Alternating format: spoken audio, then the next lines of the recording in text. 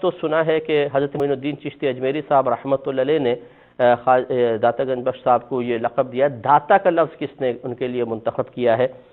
تو دیکھیں یہ بعض اوقات ایسے ہوتے ہیں کہ بعض عوام الناس نام رکھ دیتی ہے اوصافی نام، اور وہ کسی وجہ سے رکھتی ہیں. کوئی ایک آدھ آدمی رکھ دیتا ہے، پھر وہ معروف ہونا شروع ہو جاتا ہے، مشہور ہو جاتا ہے.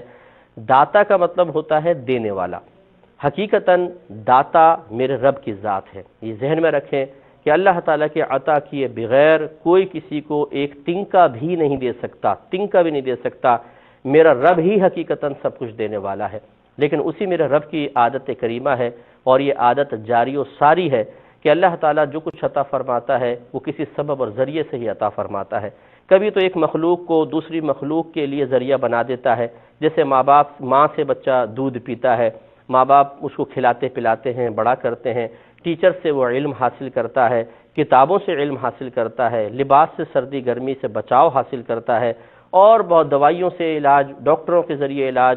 تو یہ آپ سب دیکھیں کہ ایک دوسرے کی مدد کر رہے ہیں، تو ایک دوسرے کو کچھ نہ کچھ دے رہے ہیں، نفع بھی پہنچا رہے ہیں، ضرر بھی پہنچا رہے ہیں.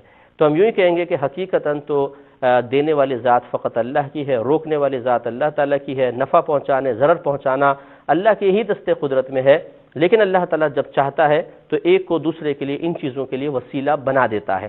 اب یاد رکھیں کہ نسبت جو ہے کہ ایک فعل کو کسی کی طرف منسوب کرنا، اگر وہ فعل اسی کی طرف منسوب کیا جس کے لیے کرنا چاہیے تھا تو اس کو کہتے ہیں نسبت حقیقی.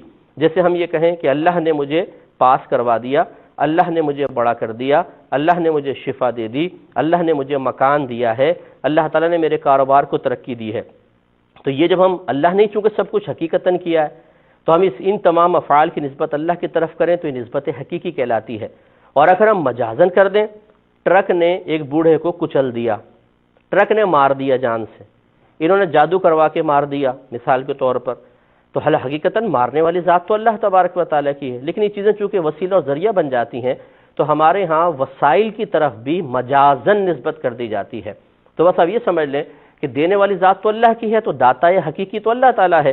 لیکن اگر اللہ تعالیٰ نے کسی بندے کو کوئی نعمت عطا فرمائی اور وہ دوسرے کو دیتا ہے اور کوئی مجازن اس کی طرف داتا ہونے کی نسبت کر دیتا ہے اس عقیدے اور یقین کے ساتھ کہ دینے والی ذات اللہ تعالیٰ کی ہے، انہوں نے ان کو دیا، یہ ہمیں دے رہے ہیں، تو اس نسبت سے ان کو اگر داتا کہہ دیا جائے اللہ کو حقیقی داتا سمجھتے ہوئے تو اس میں کوئی شرک کا پہلو نہیں ہوگا اور یہ بالکل جائز ہوگا. لیکن اگر کوئی یہ کہتا ہے کہ اللہ دے نہ دے، یہ بندہ ہمیں دے سکتا ہے، تو یاد رکھیں کہ پھر ایسا دعویٰ تو نبی کے لیے بھی کریں گے تو انسان دائرہ اسلام سے خارج ہوگا اور شرک و کفر میں مبتلا ہو جائے گا. اس لیے دینے والی ذات اللہ کی ہے، اس وجہ سے وہ داتا حقیقی ہے. اگر بندے بھی کوئی ایسا سخی آدمی ہے کہ دے رہا ہے، لوگوں کو خوب بانٹ رہا ہے، تو اس کو آپ داتا کہہ سکتے ہیں، لیکن مجازن کہہ سکتے ہیں.